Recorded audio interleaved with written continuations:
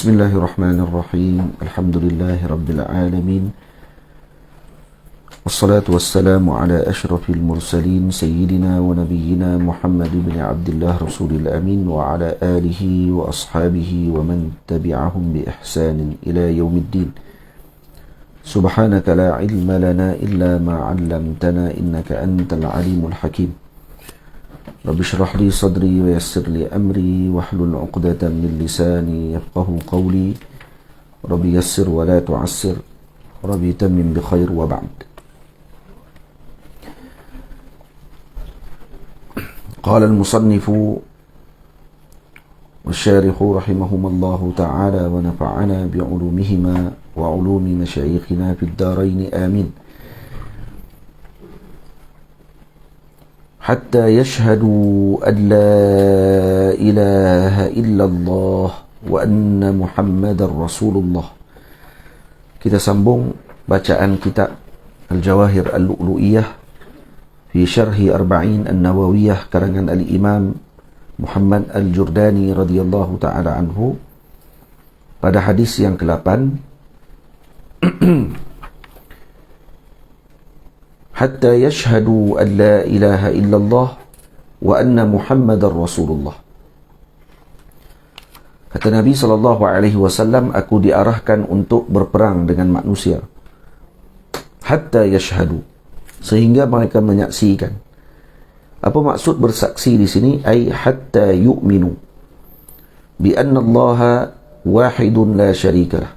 Sehingga mereka beriman bahawa sesungguhnya Allah itu esa, tidak ada sekutu baginya. Wa anna Muhammadar Rasuluh, dan bahawa Nabi Muhammad sallallahu alaihi wasallam adalah rasul, utusannya Allah Subhanahu wa taala. Wal muradu, dimaksudkan dengan hatta yashhadu an la ilaha illallah wa anna Muhammadar Rasulullah, annahum idza nataqu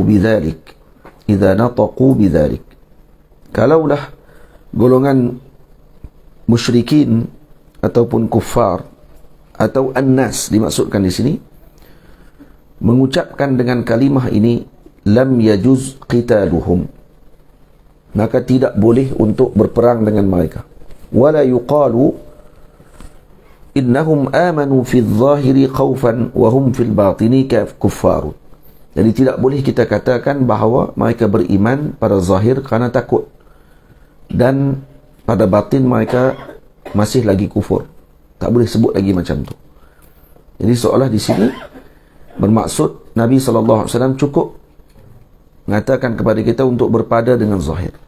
Kalau seorang tadi dituntut untuk dia mengucap kalimah syahadah, lalu dia mengucapkan kalimah syahadah, maka mujarrad sekadar dia mengucapkan kalimah syahadah tadi dengan zahir, tidak boleh untuk kita berburuk sangka dengan mengatakan bahawa dia membatinkan kufurnya.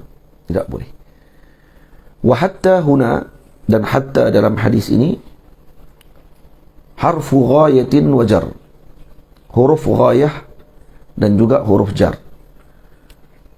Lianna ma ba'daha ghayatun lima qablaha wa huwa al-qitalu aw al-amru bih, ay ila an yashhadu ila akhirih.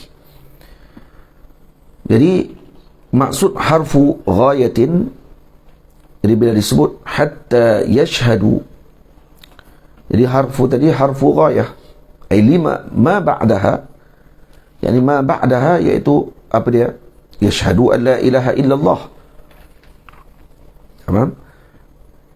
Ghayatun lima qablaha adalah ghayah, penghujung kepada ataupun tujuan kepada apa yang sebelumnya, wahwal qital. Jadi dengan bahasa yang lain kita boleh sebut kata berperang dengan manusia ini ghayahnya untuk apa? Untuk mereka mengucapkan la ilaha illallah. Atau harfu hatta ini adalah harfu ghayah. Jadi dia huruf. Hatta ni huruf. Dan juga apa ni disebut juga harfu jar. Dalam Quran disebut hatta matla'il fajr. Hatta matla'i, jadi harfu jar. Tamam? Atau al-amri bih, al-amru bih ay ila an yashhadu, Boleh juga kita sebut dengan harfu jar dengan makna umirtu an uqatilan nas, saya diarahkan untuk kata Nabi SAW untuk berperang dengan manusia, hatta bermakna ila, sehinggalah mereka bersaksi bahawa tidak ada Tuhan yang disembah melainkan Allah, dan tidak ada dan bahawa sesungguhnya Nabi Muhammad itu adalah pesuruh Allah. Wa yasihhu an takuna lit-ta'lil, boleh jadi juga hatta tadi dengan makna ta'lil, dengan makna sebab. Tamam? Kama fi aslim hatta tadkhulal jannata. Jadi hatta tadkhulal jannata. Jadi terjemahan dia aslim, berimanlah kamu, macam Islamlah kamu, hatta tadkhulal jannata ay li tadkhulal jannata. Ini dengan untuk sebab masuk ke dalam syurga. Jadi kalau kata terjemah dengan makna ta'lil, maka kita akan terjemah umirtu an uqatilan nas, saya diarahkan kata Nabi untuk berperang dengan manusia, hatta yashhadu an la ilaha illallah, agar mereka beriman kepada Allah. Sebabnya untuk mereka beriman kepada Allah dan mengakui bahawa Nabi Muhammad itu pesuruh Allah. Jadi boleh terjemah banyak. Jadi kalau orang ini terjemah, saya diarahkan oleh Allah untuk berperang dengan manusia sehinggalah mereka bertasyahud. Bila sebut sehingga, maknanya apa dia? Ghayah. Ataupun dengan makna ila. Boleh juga terjemah dua-dua dengan makna sehingga. Dan juga kalau terjemah dengan umirtu an uqatilan nas hatta yashhadu, dengan makna ta'lil, saya diarahkan oleh Allah untuk berperang dengan manusia hatta yashhadu, iaitu dengan makna apa?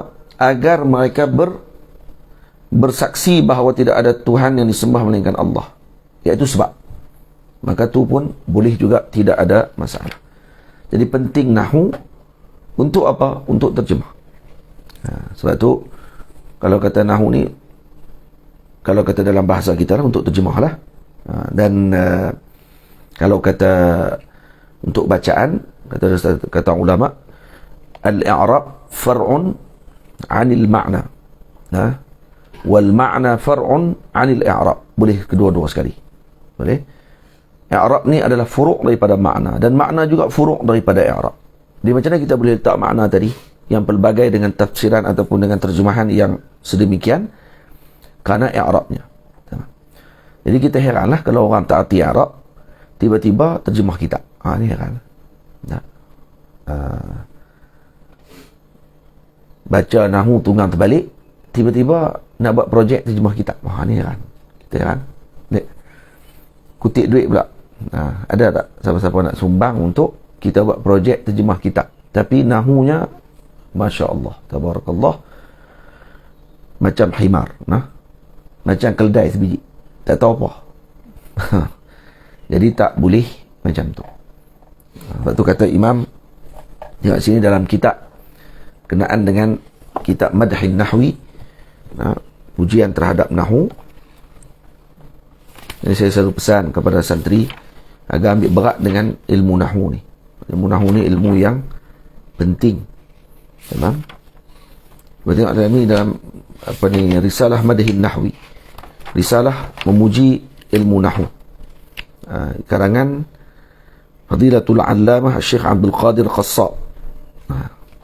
Apa kata beliau? Dia kata, "Lau kunta fil fiqhi kan Nu'mani aw Zufarin." Kalau kamu dalam fiqh seperti Imam Nu'man, iaitu Imam Abu Hanifah, atau Zufar, ataupun Imam Zufar radhiyallahu ta'ala anhu, Zufar ibn Huzail al-Faqih al-Hanafi, mata Hanafi. Ini muridnya Imam Abu Hanifah. Atau ibni Idris aidan wa ibni Syaibani, ataupun fiqh kamu seperti Ibni Idris. Siapa dia? Imam Muhammad bin Idris Asy-Syafi'i radhiyallahu ta'ala anhu. Ataupun seperti Ibni Syaiban. Siapa Ibni Syaiban? Al-Imam Ahmad ibn Hanbal radhiyallahu ta'ala anhu. Yang kata Syekh ni apa dia? Penyair ni sebut, "Lau kunta fil fiqhi kan Nu'mani aw Zufarin aw ibni Idris aidan wa ibni Syaibani wa fataka an-nahwu lam tuhsab idza ijtama'at fadailun nasi illa nisfa insani." Kata dia, dan tapi kamu terlepas ilmu nahwu, maka kamu tak akan dikira sebagai seorang yang manusia, maksudnya sempurna, hatta kalau kamu berkumpul padamu fadailun nas, kelebihan manusia yang lain. Maksudnya hebat, kemah dan sebagainya, tetap tak akan jadi hebat lagi, melainkan kalau kata kamu reti nahwu. Illa nisfa insani, kalau kamu berkumpul pun macam-macam kelebihan Zahid, kan? Zahid, apa dia Zahid? Illa nisfa insani, melainkan setengah manusia sahaja yang ada pada kamu. Itu maksudnya kamu tak jadi sempurna lagi. Faham? Lepas tu kita tengok apa ni, Sayyidina Umar radhiyallahu ta'ala anhu sangat marah dan sangat ambil berat tentang ilmu nahwu. Dan ada seorang lelaki bercakap salah nahwu. Maka Sayyidina Umar kata apa ni, seperti mana mereka sangat ambil berat tentang kesalahan ketika mana memanah tak tepat. Itu juga para ulama di kalangan sahabat sangat, dan juga para sahabat Nabi, mereka mengambil berat tentang ilmu nahwu. Dengan ada seorang lelaki tanya kepada Arabi, ini Arab Badui zaman dulu, kalau nak mengaji nahwu, nak tengok bahasa, pergi ke kampung-kampung Arab, bukan mengaji nahwu, mengaji bahasa. Jadi orang ni tanya, kaifa ahliku? Dia nak tanya kaifa ahluka, bagaimana ahli keluargamu, tapi dia bukan cakap nahwu, ini tak tahu apa tu. Dia tanya kaifa ahliku, faqala lahu al-a'rabi salban. Nah, apa dia kaifa ahliku? Dia nak tanya bagaimana ahlimu, bagaimana isterimu, bagaimana anak-anakmu, sihat tak sihat. Itu sebenarnya nak tanya. Laki ni nak tanya tu, tapi silap tanya ahliku. Ahliku tanya, apa dia makna dia? Bagaimana aku akan hancur, bagaimana aku akan binasa, jemahan lain tu. Maka lelaki Arabi ni kata apa? Salban, kena salib. Liannahu ajabahu ala hasabi fahmi wa lam ya'lam anna as-su'ala an ahli fa kana haqquhu an yadhumma al-lam. Sepatutnya dhammahkan lam, kaifa ahluk, bukan kaifa ahliku. Jadi baca tak betul, jam tu, lari dia punya makna.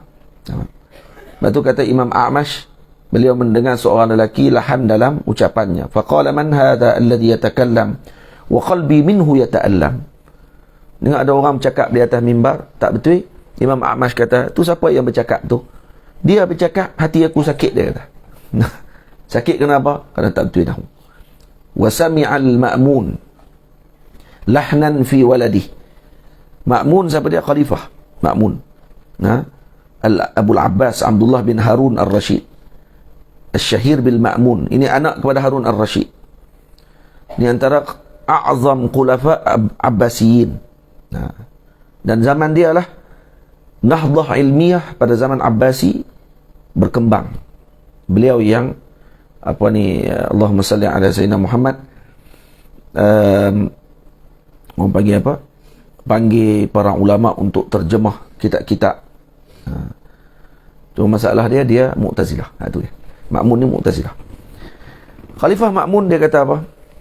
Dia tengok anak dia bercakap tak betul, nahwu tak kena, lahan. Jadi aib lah orang dulu kalau kata anak khalifah yang akan berucap atas mimbar tiba-tiba nahwu tak betul. Faqala, kata beliau, ma'ala ahadikum an yata'allama al-arabiyyata yuslihu biha lisanah wa yafuqu biha aqranah. Ayasurru ahadakum an yakuna ka'abdih aw amatih fala yazalu tula dahrihi asira kalimatihi. Asira kalimatihi. Kata beliau, ma'ala ahadikum an yata'allama al-arabiyyah, tak ada seorang kamu yang nak mengaji bahasa Arab ni, kata dia, yuslihu biha lisanah, boleh membetulkan lidahnya, wa yaqufu biha aqranah, yafuqu biha aqranah, dan dia akan melebihi teman-temannya. Ayasurru ahadakum an yakuna ka'abdih, kamu gembirakan kalau kamu jadi macam hambamu, au amatih, ataupun hamba perempuanmu, fala yazalu tula dahrihi asira kalimati. Dan sentiasalah sepanjang hidupnya menjadi orang yang terperangkap dan juga yang menjadi hamba kepada kalimahnya, ucapannya, sebabkan kalau cakap tak betul. Jadi sebab tu kata Imam Abdul Malik bin Marwan pula, dia sebut al-lahnu fil nutqi aqbahu min asril judari fil wajhi. tak betul pada ucapan nahu ni, cakap tak kena ataupun baris tak betul ni, ini lebih buruk daripada parut yang ada pada pada wajah dan seumpamanya. Dan juga disebutkan oleh Sa'id ibn Abdul Malik, nah, ada seorang lelaki mai jumpa kepada Sa'id bin Abdul Malik, kata dia, ta'muruni bi syi'a, sebut itu. Ni apa dia, lelaki ni mai jumpa Saifullah nampak senyum tu, boleh sambung kot ya. Lelaki ni dia kata kat sana Sa'id bin Abdul Malik, dia kata ta'muruni bi syi'a. Macam ni kalau orang kan jumpa dah habis lama, dah tak lama selesai daripada sembang cakap-cakap, dan dia akan kata, ada apa-apa nak kamu nak minta kat saya gitu.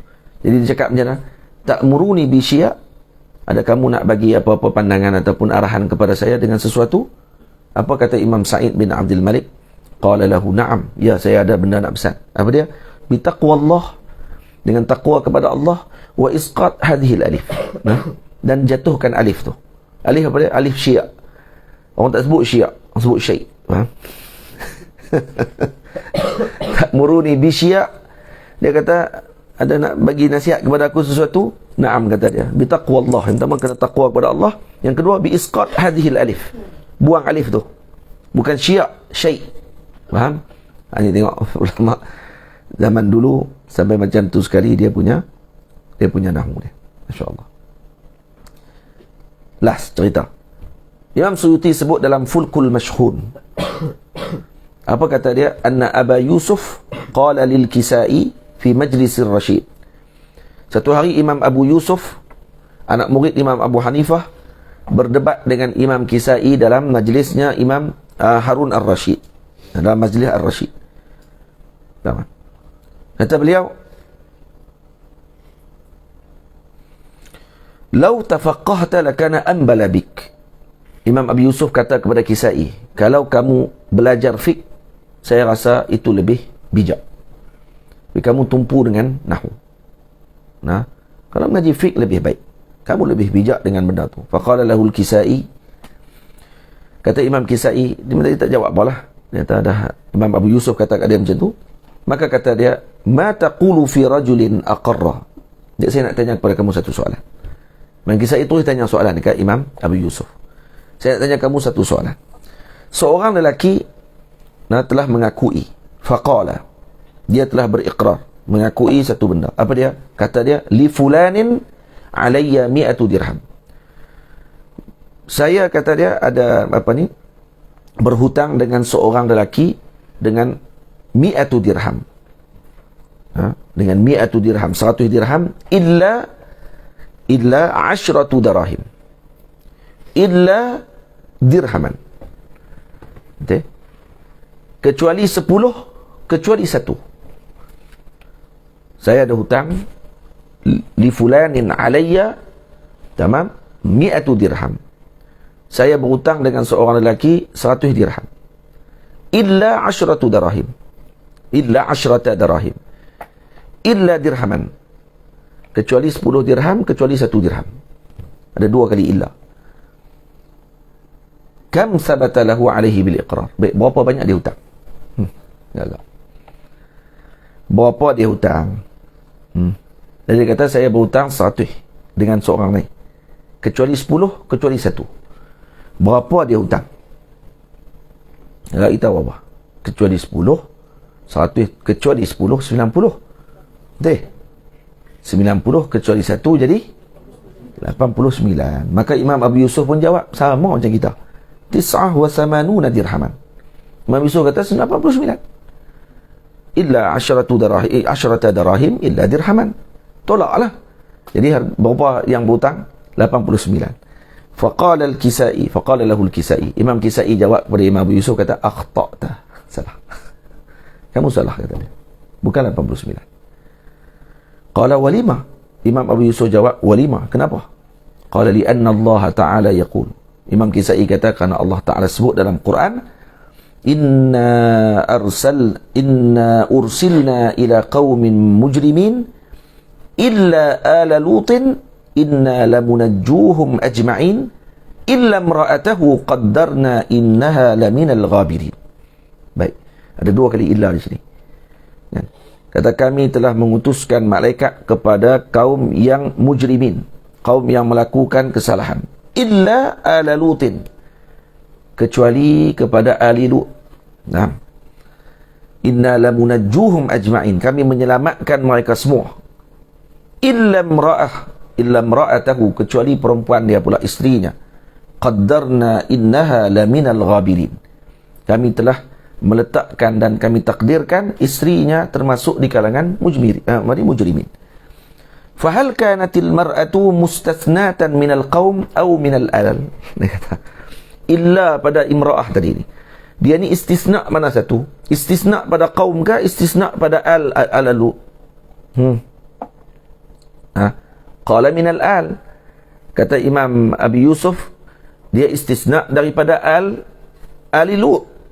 Maksudnya, tadi Allah Ta'ala sebut, kami utuskan malaikat untuk menghancurkan kaum yang mujrimin. Ilhamuddin. Nah, illa ala Lut, kecuali ahli Lut, kami selamatkan mereka semuanya. Faham? Jadi illa ala Lut maksudnya apa? Daripada kaum dikecualikan ahli Lut, ahli keluarga Nabi Lut. Kemudian illa imra'atah. Jadi illa ni kata Imam Abi Yusuf, dia istisna kepada mana? Illa adatul istisna, adat ataupun huruf yang menunjukkan kepada apa? Untuk pengecualian. Baik dikecualikan daripada ahli Lut ke dikecualikan daripada kaum? Boleh? Maka kata Imam Abi Yusuf, dikecualikan daripada ahli Lut. Maksudnya kami utuskan malaikat untuk Zahid. Kami utuskan malaikat untuk hancurkan Zahid, kan? Bangun, maksud dia bangun. Kami utuskan malaikat untuk hancurkan kaum yang berdosa, yang melakukan mujrimin, ijram. Kemudian kecuali kaum Nabi Lut, kecuali perempuannya. Perempuannya apa dia? Perempuannya daripada Nabi Allah Lut AS. Jadi kecualian tadi daripada yang sebelumnya. Tamam? Qala minal al, qala fakam thabata minal iqrar. Kalau macam tu, berapa dia berhutang? Agak-agak berapa? 90. Sama. Itu 90. Jadi kalau kata kita sebut, seorang lelaki kata li alayya li fulanin alayya 100 dirham illa 10 dirham, tolak 10. 100 tolak 9, tolak 10. Jadi berapa? Tolak 90. Betul?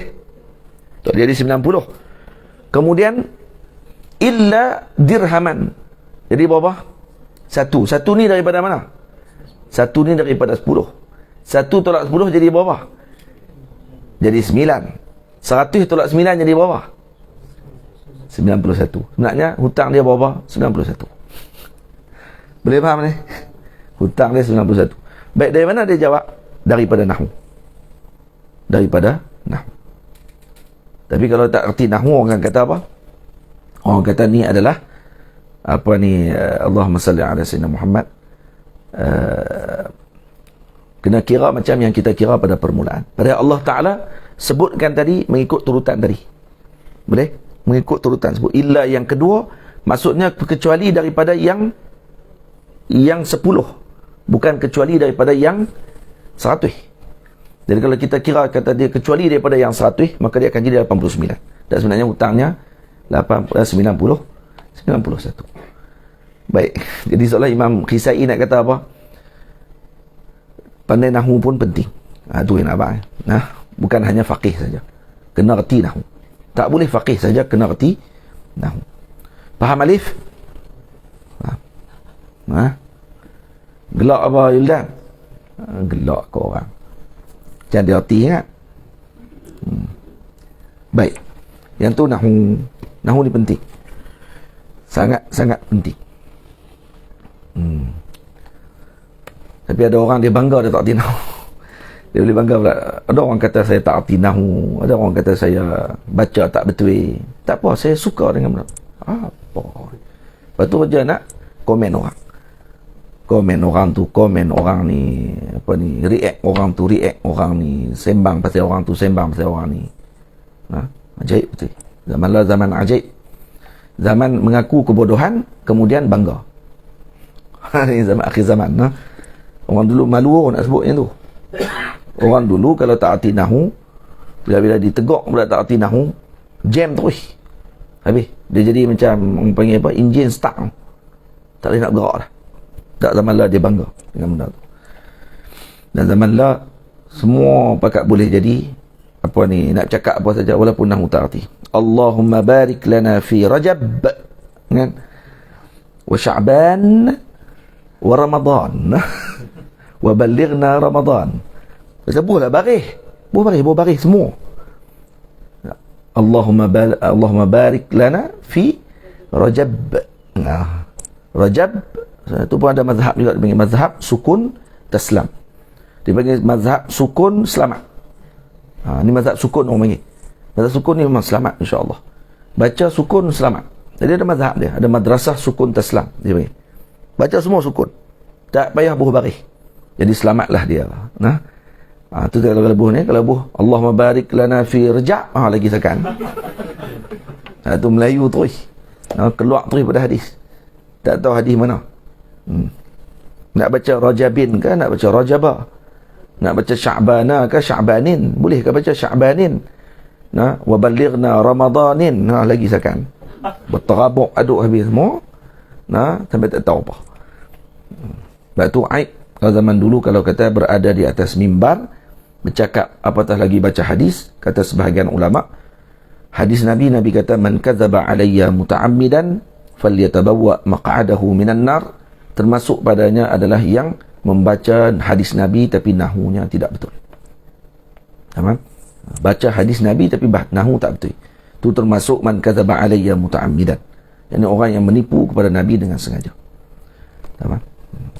Waktu mengaji kita baca tak betul, tok guru tegak, hak tu biasa. Hak tu untuk apa, melatih bacaan kita. Sebab ada teguran daripada guru. Yang masalahnya ketika kita telah berada di hadapan, maka ketika tersebut kalau berlaku kesilapan juga dengan yang dimaafkan, maka itu tidak ada masalah. Yang itu biasa kerana tidak ada manusia yang sempurna. Cuma kalau kesilapan tadi berlaku pada benda yang sepatutnya tidak bolehlah berlaku silap dalam perkara kecil macam tu, maka ianya adalah suatu kebodohan, bukannya kesilapan. Minta maaflah 3 kali pun.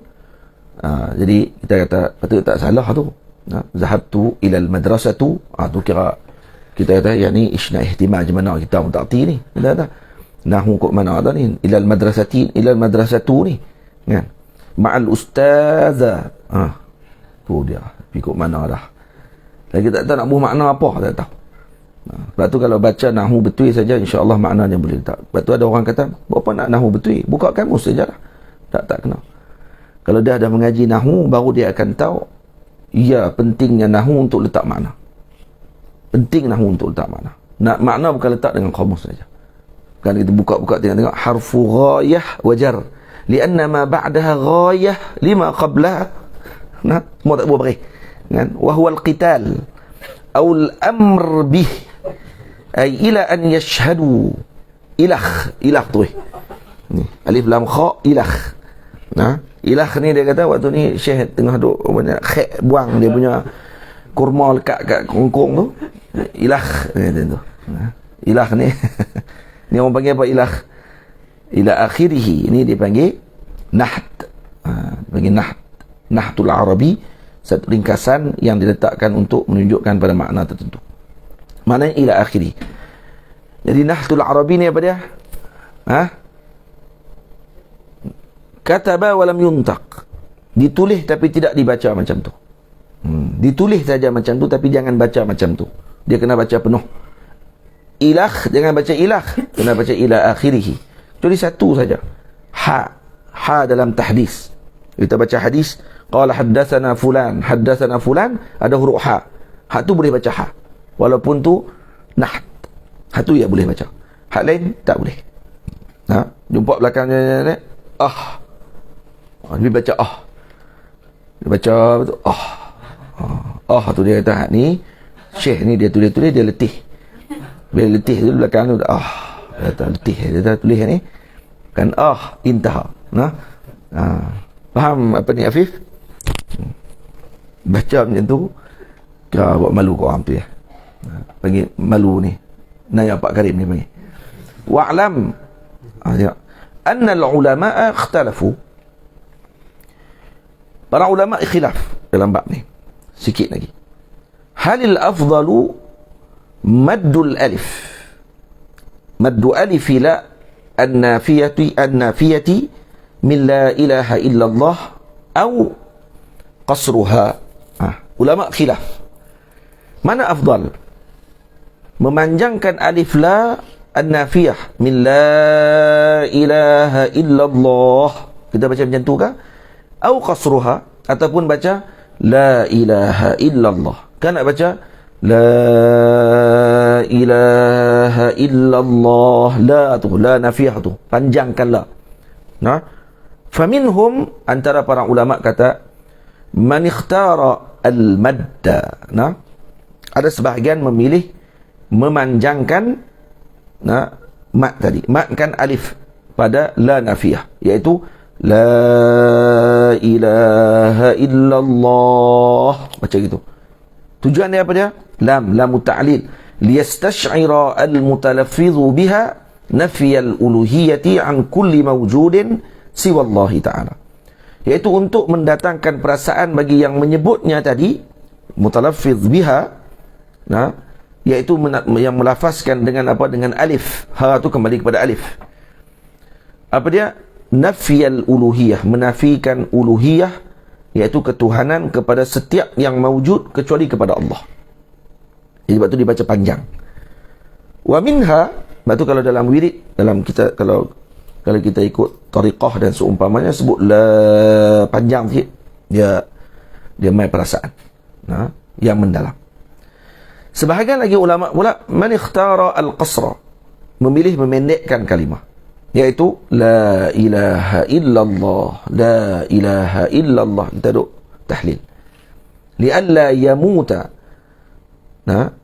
li'alla yamuta qabla at-talaffuz bi dzikrillah ta'ala, agar tidak mati sebelum mengucapkan zikir la ilaha illallah. Takut lagi kita sebut la, mati, tak ada sebut la ilaha illallah.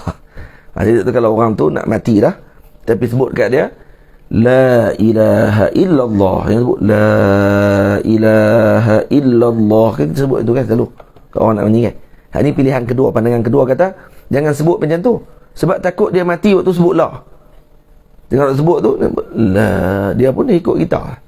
Kawan duk nazak waktu kita tepi-tepi dia, ucap ucap ni la ilaha, kawan pun dengar la la berhenti dekat tu ya. Orang kata pi dengan ayak tu. Saya pun tak duk cari lagi ni, main mana pi dengan ayak tu. Saya dengar pi dengan ayak tu, tak rupanya ayak tu. Heranlah, pi dengan ayak tu. Dari mana kalau ada siapa boleh habaq beritahu lah pi dengan ayak tu. Ada tahu apa dia Wildan? Kita lima dulu pernah duk pi dengan ayak tu. Kok ni, kok zaman dulu kok depa guna ayak tu, kok makan kat kedai makan. Lepas tu jamu-jamu ayak tu sembang lah kat kedai kopi kot lah, lebih kurang kot. Dan kita nak tahu lah, sembang kedai kopi tu. Lepas tu poli-poli kawan ni paku dia, tak ada nak minum ayak, balik dengan ayak tu ya. Pergi dengan ayak tu tak minum habis, pergi dah. Boleh jadi kot. Tapi kalau ada apa ni sebab lain, boleh bagi tahu lah. Kok ada kata saya pernah dengar sendiri daripada pemula bagi kalam tu. Pergi dengan ayak tu. Zaman hantuh dia kata. Hantuh yang sebut pergi dengan ayak tu. Baik, wal mukhtar. Dia kata ni kalau dipilih dengan pandangan kata pendek baca la ilaha illallah tadi, kerana ya la yamut qabla at-talaffuz bi dzikrillah ta'ala, agar tidak mati sebelum mengucapkan la ilaha illallah. Wal mukhtar, pandangan yang terpilih. Apa dia? Ni tengok anak ni comel. Apa ni? Orang panggil apa? Pagi ni kita dapat satu faedah tentang nak baca la ilaha illallah, nak baca panjang la ke nak pendekkan la. Ada dua pandangan. Satu pandangan kata panjang, pandangan kedua yang kata pendek. Pandangan pertama ada dia punya ta'lil dia, iaitu dengan sebab untuk mendatangkan perasaan. Yastash'ira al-mutalaffizu biha Untuk apa? Nafiyal uluhiyah, untuk menafikan ketuhanan selain daripada Allah. Yang kedua, untuk mengelakkan daripada mati sebelum habis sebut la ilaha illallah, maka dipendekkanlah. Pandangan yang terpilih, al-mukhtar, qaulul fakhri jam'an bainal qaulain, iaitu kalam fakhr. Siapa fakhr? Hafiz? Mana Hafiz? Siapa fakhr? Qaulul fakhri Imam Fakhruddin Ar-Razi. Imam Fakhruddin Ar-Razi. Jadi kata Imam Fakhruddin Ar-Razi mengumpulkan antara dua qaul tadi. Qaul yang kata panjang, qaul dengan kata pendek. Pada la tu. Kata beliau, al-afdalu liman yuridul islama al-qasru. Kata beliau, orang yang nak masuk Islam, maka eloklah baginya memendekkan la. Walil muslimi al-maddu ila sab'i alifat. Dan kalau bagi orang muslim pula, elok kalau dipanjangkan la sampai pada berapa tahap? 7 alif. Berapa 7 alif? Wa tu'addu kullu alifin biharakataini min harakatil asabi'. Nah, dan dikira setiap alif tadi dengan harakatain. Jadi macam mana? La ni. La ni satu alif. La satu alif. Jadi berapa alif? 7 alif. 7 alif berapa harakat? 14 harakat maksudnya. 14 harakat. Jadi la, oh tu dia. Panjang 7 harakat. 7 harakat pada 7 alif. 7 alif maksudnya kali 2 sama dengan 14 harakat. Nah, min harakatil asabi' mutawaliyah. Nah, mutawaliyah maksudnya kira dengan sekali. Mutawaliyatan muqarinatan linnutqi bil mad. Fa in zada 'ala as-sab'i, kalau tambah lebih pada 7 kurih. Hasim tambah 7 Hasim. Nah, jadi 8. Nah, 7 campur dengan Hasim jadi 8. Nah, fa in zada 'ala as-sab'i kurih. Kalau tambah 7 jadi makruh. Jadi kalau ditambah jadi 8 mat, makruh hukum dia. Wa qila hurim. Kata sebahagian pandangan kita haram hukumnya menambah lebih daripada 7 alif. Jadi sekat 14 harakat saja. Jangan lebih pada tu. Lebih pada tu sebahagian kata makruh, sebahagian lagi kata haram. Tamam. Wa sallallahu ala sayyidina Muhammad wa ala alihi wa sahbihi ajma'in. Walhamdulillahi rabbil alamin. Nanti akan sebut wa warada fil hadits syarif man qala la ilaha illallah wa maddaha hudimat lahu 4,000 zambin minal kabair. Sebut dalam hadis, siapa yang sebut la ilaha illallah wa maddaha, dan dia memanjangkan la, tu maksud dia. Jadi maddaha tu kita tahulah, maddaha ha kembali kepada apa? Kembali kepada alif pada la nafiyah. Tamam, alif dia tu. Ha tu kembali kepada alif yang ada pada la nafiyah. Hudimat lahu 4,000 zambin minal kabair. Maka akan gugur daripadanya 4,000 dosa daripada dosa besar. Kalau baca macam tu.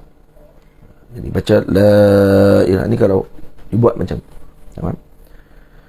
Kalau tariqah apa ni Samaniyah, Syekh Tuan Guru Haji Mak Saman Kati, kalau datang la ilaha illallah, tekan macam tu.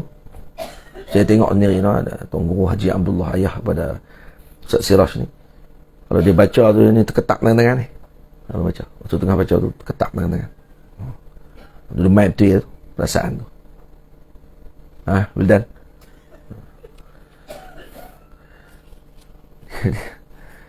Dia kalau dia tidur, dia senyap. Dia tidur dia kata apa? Dia bangkit tidur tu dia jadi gelabah. Tapi kalau dia tak tidur pagi tu, dia gelak tu sepanjang majlis. Nah. Ni kawan hang Mujibur Rahman. Mujibur Rahman kan? Mujibur tu kawan tahu.